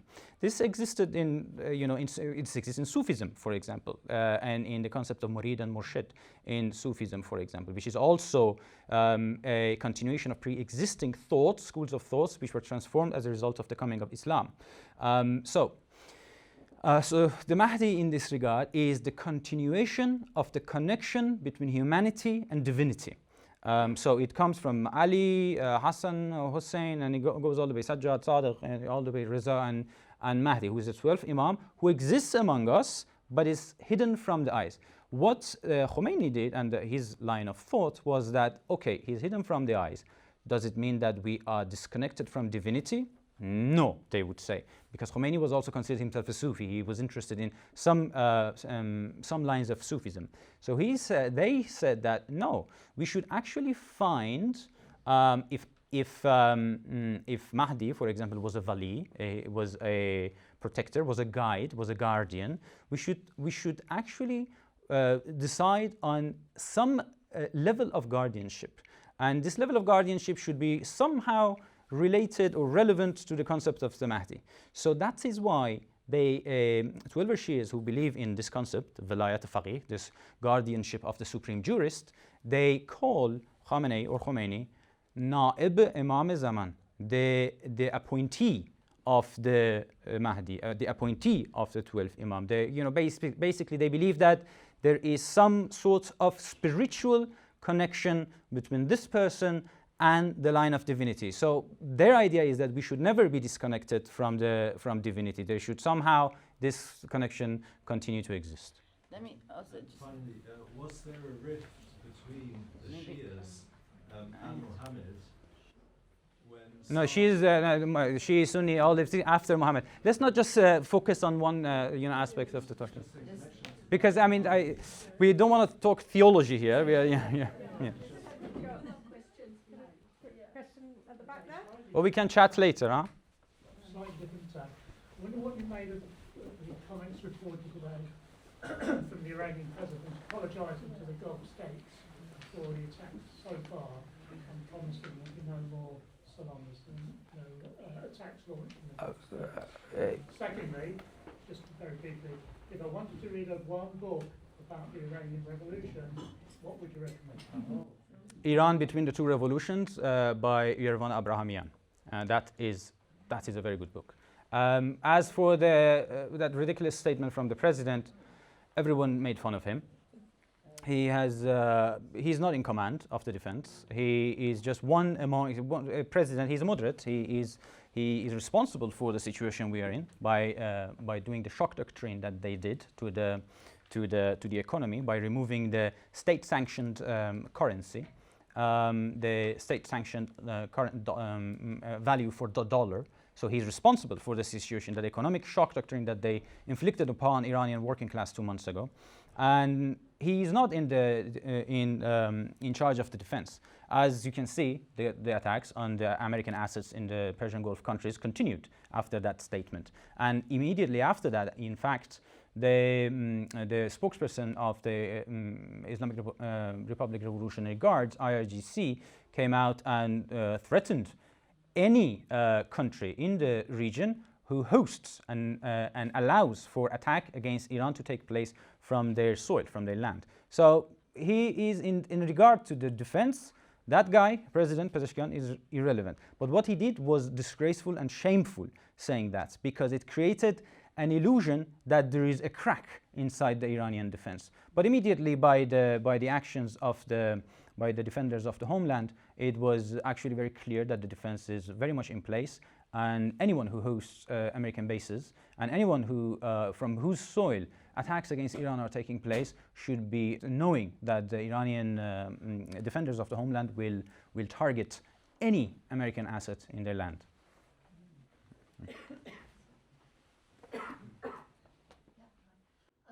They've been brilliant, haven't they? In fact, you've answered nearly all my questions, including the gentleman there. Is it okay to just say something? Right. So, all these pretexts that we've been given, that you've outlined every single one of them, the people who comment on this, our politicians, they all accept that it's mad that Trump is changing his pretext. And yet, they still go along with it. I mean, people hear Mark Rutte, head of NATO, saying, well, I'm sure that the US and the Israelis, they know what they're doing. I have total faith in them. You think, that is ridiculous, isn't it? There was a poll in The Independent today which said that, thankfully, only 22% of the British people support these attacks. Hooray. You know, but still, they're going ahead and justifying it all. And the thought that we could end up with what you said, Shahd, of failed states, and Trump's demanding that Iran must surrender unconditionally or they'll just continue. That's my big fear. Big fear. So I want to just plug something. It's not the answer to everything, but I've been handing out. Is it all right to mention it now? Sorry. This paper, which some of you received, is called Palestine News. It's free, and it's produced by a small group of independent journalists who have just decided. Well, honestly, you guys don't need to read this because the contents are things you know. But the idea is you come to me and you say, I want 100 copies free to take to my stores, my PSC branch, or when I'm going to a football match, I'll give them out. They're tabloid style. They're meant to tell people stuff that they don't know. This is issue number 2, spring. There won't be another one until summer. So please come and see me afterwards, and I'll take the email addresses and you can take all this one. Yeah? Thank you. Thanks a lot for that, Noemi. Can I just answer her question yes, directly? So actually, there is a great Italian scholar called Maurizio Lazzarato. He actually published a book on war economies last year, and he's telling us something very clear, that the previously colonizing states, what we call the global north, Europe, and the settler colonies of Australia, US, Canada, and whatnot, have been, in terms of their productive capacity, has been going down, and also in terms of their power. So he's saying that they will seek to defend themselves as much as possible with military power so that they maintain their dominance. So he was saying that there will be a downgrade in soft power, a downgrade of the narrative that of human rights and the use of international institutions for dominance, and a move towards militarization completely. So he is saying that this is more or less empire in defense mode. And empire recognizing that its peak has gone away and that now it's time to play fair and share with the rest of the world. Economies like India are growing. We have powers like China. We have other economies that are growing, and like middle economies that are coming to the fore and saying, we want to be equal actors. We want to get rid of this dollar at the center of the world, and we want to change the structure of the global economic system in a way whereby we can all benefit equally. And what the system is going to try to do, naturally, he is saying, is to try to defend itself by upping the military spending and by upping. So like, I'm not giving a direct answer to what you're saying, rather than saying that actually that's kind of a part of the ethos of how the system is going to function. And not only that, you know who made the most profit in the past week? Like, you know, Lockheed Martin and Raytheon and BAE Systems, as always, you know. And these are the guys who hang out with us in London, and the financiers and all of that. These are the people who are making and shifting that money out of the economy. So in reality is that shift towards militarization was coming. We heard it all across. The drumming of the war was coming all over Europe. The change towards the far right. All of those, when we read them together, we recognize that what is happening in Iran is only a natural part of the shift towards militarization. What the UK government now is really going to struggle with is how do we justify this to our public, especially when our public are really, really upset, especially when our public is not happy with the genocide, especially when most of our public can really recognize, and even the far right itself doesn't have a solid base. That's another weakness in their strategy, let's say, because they don't have the public support, which really gets us back to actually the same loop of what people like Maurizio Lazzarato would say, is that the interest of the global working class is almost the same. And in this case, it's not in our interest for them to go ballistic on the militarization. And it's very important for us, as Kaveh just noted, that this is the moment where we organize the most, where we tell them that we refuse that you use our tax money for this purpose. And if the UK does not go into this war, we can save millions of lives. I can prove that to you by numbers. I can prove that to you by history. And if the UK decides to go into this war full on, they're using the military bases. The UK is providing intelligence. And as we understood from the genocide, when we stood with the tribunal with Jeremy Corbyn, the UK government does a lot behind our backs and does not allow its civil servants, when they say no and when they have morality to stand up, you know what they told them? Go, lose your job, rather than say, I stand up against that. So it is an act, it's very important at this moment to have a strong anti-war movement. We don't want militarization. We're not the coons of the BAE system. And you know what the main problem is? Iran just shut down the Strait of Hormuz. And that will mean that our oil prices are going to go up, as gas prices are going to go up the roof. And also the global supply chain of everything will be hit. And they don't care. The BAE system is happy, you know, and the government is happy, and they don't seem to care. So it's very, very important, going back to your point, but it's an overall system. And really, once we understand the bigger picture, we see really how, you know, this accumulation of capital inevitably leads to war. That's what scholars like Rosa Luxemburg told us. That's what Lenin had told us. That's what Ali Qadri, Samir Amin, a lot of people have been talking about this for a very long time. Sorry I took too long. But yeah, the other questions. So I have a question. You may have noticed Trump's a bit of a narcissist. He's an egomaniac. Right? Now he's into this war, fully into it. Let's say, and let's hope Iran holds out strategically. What kind of scenario do you see that Trump will actually back out of this? Will his ego allow him to? The Iranians saying that we will finish America in the region, and this is it. And Trump will have to find a way to sell this to his base. At the moment, his base is extremely angry. Even Tucker Carlson is coming out and saying, what the hell did you just do? Yeah, I mean, absolutely. And I mean, they were telling him not to do this. He went on and did it. And they are just saying, you see, this is what happens to you. Some of these people who kept telling Trump, don't do this, you're going to get stuck, they're actually happy that he is now stuck. Like, you know, even though they are MAGA people, even though they are American Republican, they are happy that they were right and Trump is getting his ass handed to him right in the middle of the West Asia. So, he has to find a way to sell this to his base. Say that, for example, we managed to, as he said, obliterate the Iranian nuclear power, as he said during the 12-day war, didn't he? And then he ended up saying, well, actually, no, we are going to re-obliterate it again, right? So he has to find a way to.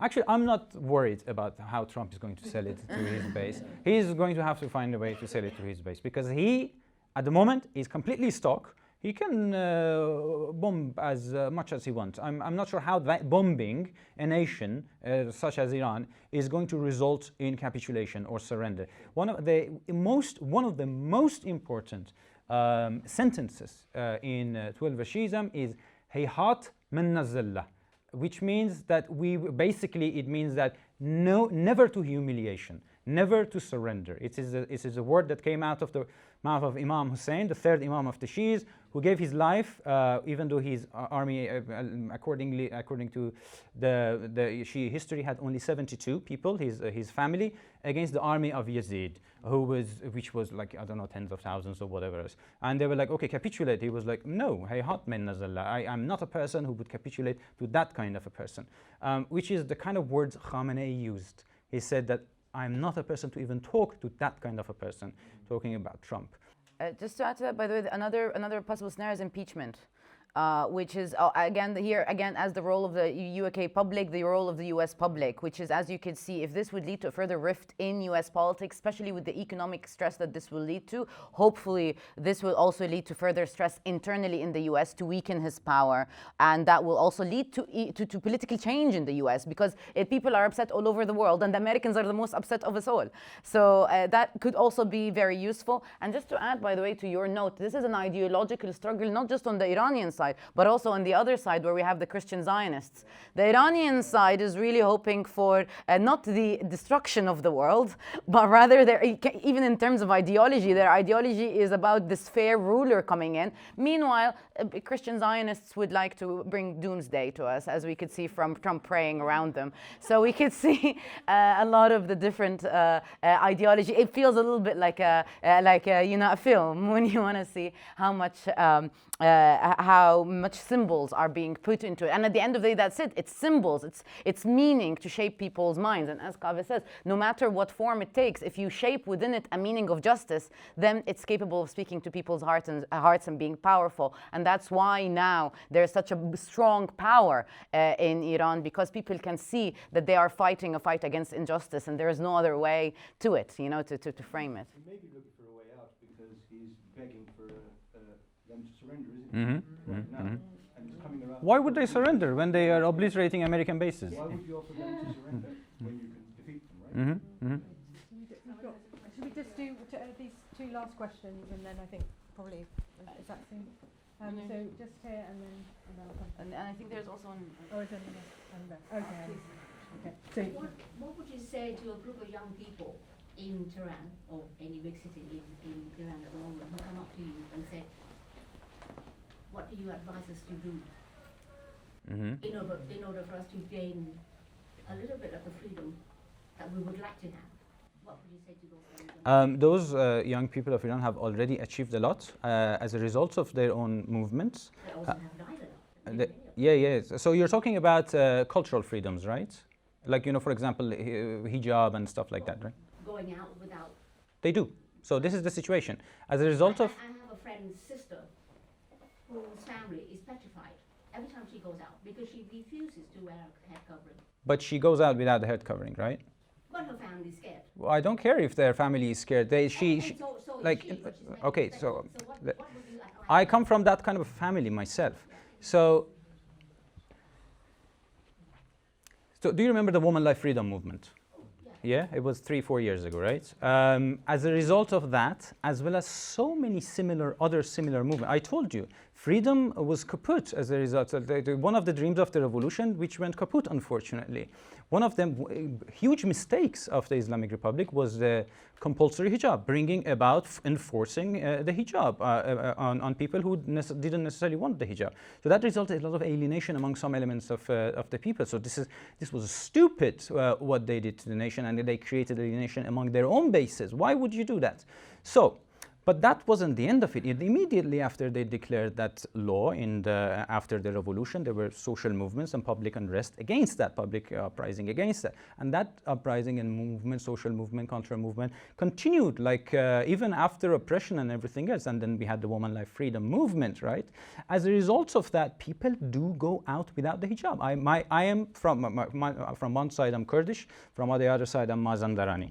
And I lived in Tehran. And I have family all across Iran, and I have friends all across Iran, even in the villages. I grew up in a village. People go out even in rural religious villages without the hijab. It's not, and the state declared last year that we no longer enforce the hijab law. That's it. So it's actually, why shouldn't we just appreciate and celebrate the success of the Iranian social movements, the youth movement, in achieving a goal, and then just to continue to say, what about hijab? What about hijab? They achieved freedom in that regard, even though it's still in the Islamic Republic's constitution, the hijab, but they said we will no longer enforce this law. We will no longer enforce, and they do not. Go on YouTube, I ask you, tonight or tomorrow, go on YouTube and say, walk in the streets of Tehran 2025. And there are so many full HD, 4K videos, and see how many hijab-less women you see walking freely in the streets, doing parties in the streets, doing raves in the streets. Not that that is the greatest embodiment of freedom necessarily, but this is I'm trying to say, playing music in the streets and just something that you would see anywhere else, right? So I think we should celebrate that. It's a social movement that has succeeded in achieving its goal, one of its goals at least, the woman life freedom movement. And I think in that regard, the state actually showed some level of sanity in saying that we will no longer enforce this law. So I think that's something positive as a result of, I'm not saying that the state has been nice to us, but it's a result of social movement. So this is why I say organizing is very important as well at the moment as well.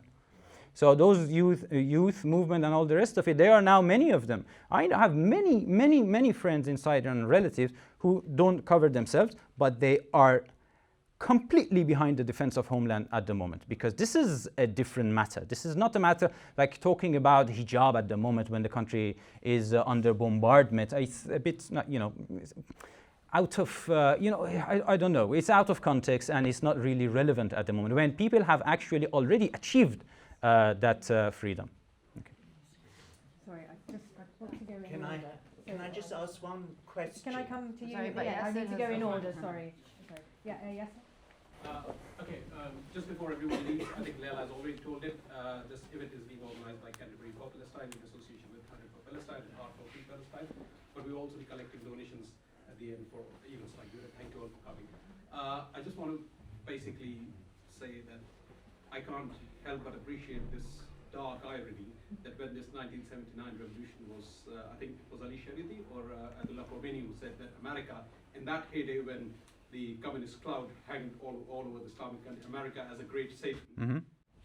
And 40 years hence, it is being attacked at a time when the Epstein files have come out saying that it is Operation Epstein Fury, in which not only it was a pedophile cult that was ruling the West, not just America, but also had elements of satanic worship at its very core. That said, I was slightly surprised and a little depressed as to the allies that we were hoping would come in favor of Israel, Iran. In favor of Iran as soon as the attacks happened. They didn't come out that forthcoming, i.e. Russia, China, and of course the role of India as an Indian has been completely shameless. It's been, why did that happen? Okay. Yeah. Russia and China are helping. That is why Iran knows where exactly those radars are. That's why Iran knows exactly all of the American and Israeli assets in the region are. Although Iran is capable and has sent, I think, 2 satellites into orbit, but it's not enough, right? So Chinese and Russian intel are actually quite helping in order to find out where everything is, in order to pinpoint and then target them directly and accurately. But China has been also doing more. I mean, especially in regard to buying Iranian oil. Iran is sanctioned. It's not allowed to buy its oil. Why? And at the same time, it is able to sell its oil to China. China is basically risking getting sanctions. It's dedicated the port into bringing Iranian oil. So that is a huge help. If it wasn't for China buying Iranian oil, Iran would have been in much more of a shattered economical situation. So if I was China, I would perhaps use this opportunity to do whatever I wanted to do militarily in order to divert American attention militarily, at least. But I'm not China, and they are very pragmatist, and they know what they're doing, I guess, I hope. But I wouldn't say they are not helping. If you wanted them to directly militarily get involved, Russia is already involved in Ukraine. It doesn't have much military capacity to get involved here. But then involvement of Russia and China at the moment would result in a huge, like it would literally, I mean, everyone calls this a World War III, but that would literally be World War III. But again, I think the assessment at the moment, it's not only them, the Yemenis also have not got involved. But what they are assessing, and they are saying, them, the Russians and Chinese, is that we have not assessed that this is existentially critical for Iran at the moment. And if they assess that this is existentially critical with Iran, I think they would change their tactics and strategies, and they would get involved differently. Just adding, that's another reason why we should make sure that the UK doesn't get involved, because if the UK gets involved as a party in this conflict and France decides to do the same, then Germany, then we're looking at World War III. And because if they come into the game, then Russia and China will directly come into the game, and that will be lovely. You know, we just spend the next 10 years following bombs and endless wars. So also that, keeping that in mind, we are also trying to prevent World War III here. If Keir Starmer decides to bring us into it, then that would be a catastrophic failure of never learning from history. I just wanted to ask something to do with the legal side of things, with the war of Israel, Gaza, and Hezbollah in Lebanon. And you had the time when mobile phones exploded. Legally, would that be regarded as a terrorist action by the Israelis? And nothing has ever been said about, obviously it was them that did that and spent time and the sophistication of mobile phones exploding and targeting, you know. I have one student who's doing a whole PhD on pager attack. This is that prevalent.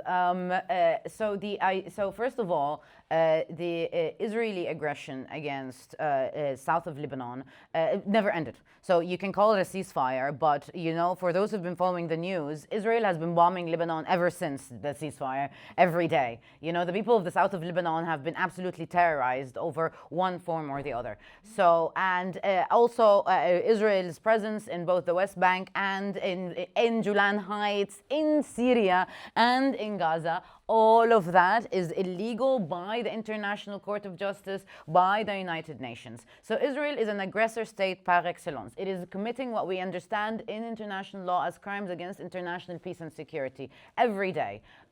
So that against its neighboring As to the pager attack, that was again, we would call that, of course, a terrorist act. We'd call that also a more central word, which is a war crime, because it was indiscriminate and it didn't target people who are in combat with you.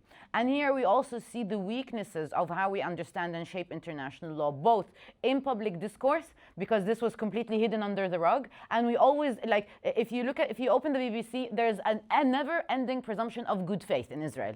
And it's the same for the American and British international lawyers. Everything, we should always presume that they're up to good for some weird reason. And the brown people are always up to bad, is like also that presumption. So adding to that, it wasn't only an act of aggression. What is happening now as well, the fact that Israel gets to ask 20% of Lebanon to leave and then mass bombard, and up until now we have over 265 people killed the last time I checked the news.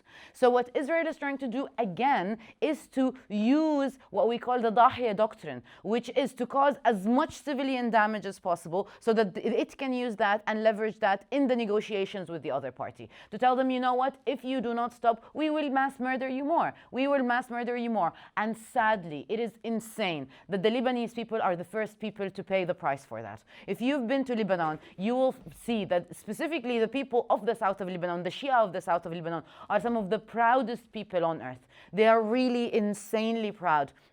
And they have been bombarded over and over and over and over again. There were, like, Israel opened torture prisons in that area for 80 years and led to a civil war in that place. So, so to imagine that we can understand that in this case, the most precarious lives. And just adding, by the way, we just haven't mentioned that ever since the war started, Gaza, the border has been closed and they haven't been letting in fresh food and vegetables. Today, they killed a lady with a drone, and it's been worsening in Gaza. The prisoners in Palestine have been the first to pay the price, because whenever the Israelis are sad, who do they take out their sadistic tendencies except for the prisoners?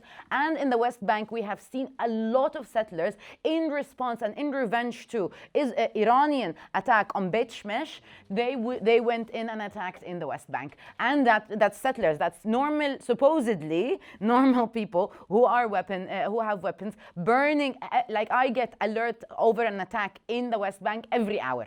And that's burning people's houses, killing families, whatnot. So things are, and not only that, Israel closed all of the military checkpoints in the West Bank, 1,000 military checkpoints. So that means that no one is now moving. It's like basically they told them, you have been misbehaving, or your mommy has been misbehaving, so we will mass collectively punish all of you. And again, none of that. Like we could say that international died in Israel. You know, it was completely murdered. And the audacity of them coming in and trying to use that same framework, or the audacity of also British government trying to use that framework after they themselves have been the primary reason. The United Nations experts last year have said that international is at a knife's edge. It means that this discipline will become kaput. And that's what they did. They have mugged it, like, you know, they've put it in the mud so far. They've made it so contradictory in all of what they say is really the case of the law. But again, nothing on earth that they would do would justify, or would say would justify whatever is happening. Sorry. So thank you everyone for coming.